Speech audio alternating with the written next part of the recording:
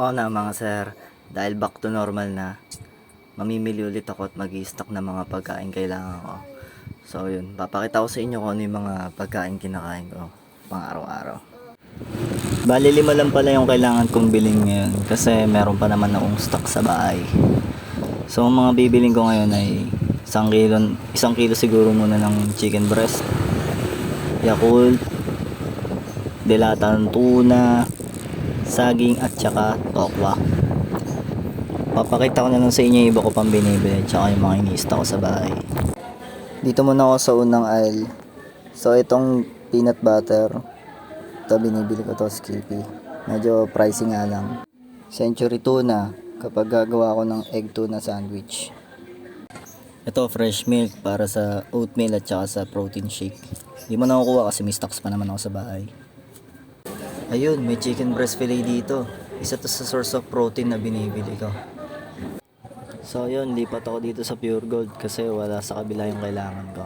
Ito, Yakult, kailangan ko to. Kuha akong dalawa. Yan, good for 2 weeks na to. Ito, maganda tong Gold Seas Yellowfin Tuna. Changsin Spring Water. Kasi may 13 grams pro protein na rin yan. Tapos itong Changsin Olive Oil. Medyo pricey nga lang. Yun, ito yung hinahanap ko. Mega tuna. Yan, flaxseed oil. Kasi mataas na to sa protein. Yan, 13 grams agad. Tapos, mura pa.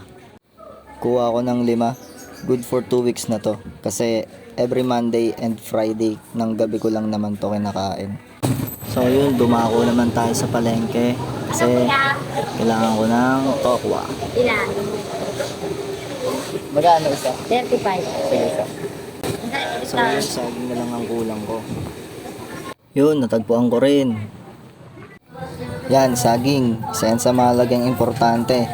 Ginagamit ko yan kapag gumagawa ako ng protein shake. Tapos tinatoppings ko naman yan sa oatmeal. So yun mga sir, pagtapos kong bumili ng chicken breast, tatanggalin ko yung mga ano niya, ganto-ganto, mga taba-taba, balat-balat na sobra. Para talagang purong chicken breast lang siya. Tapos, ipaportion ko siya, tigwa 100 grams. 100 grams. Yan. Ipa-plastic ko na siya. Ito, nabalot ko na siya sa plastic. Bali, tigwa 100 grams to. Isa sa tanghali, isa sa gabi. Bali, 200 grams ako ng chicken breast per day. Tapos, 5 tong nagawa ko since 1 kilo mahigit to eh. So, good to for 5 days. Ayan, ilalagay ko na siya sa freezer.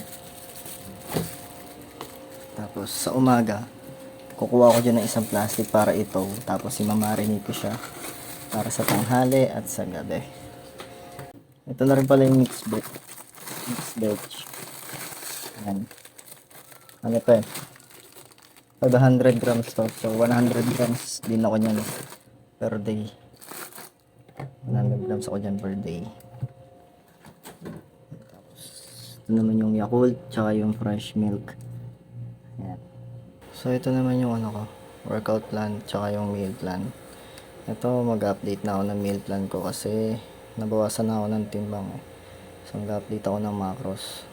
Edit ko to. Tapos ito, gagawin ko tong 5 to 6 days workout kasi December 23 pa ako, hindi ko na nagawa to noong December 23 pa, January 4 na ngayon. So baka mag 5 to 6 days workout ako tapos isa lang yung rest day or dalawa. Basta babawiin ko yung mga nawala. Importante pa rin kasi may pahinga yung katawan, yung muscles para yun, mag-grow sila. So yun mga sir, sana nakatulong ako sa inyo. Please like and follow my Facebook page and subscribe to my YouTube channel para sa marami pang mga videos. Thank you!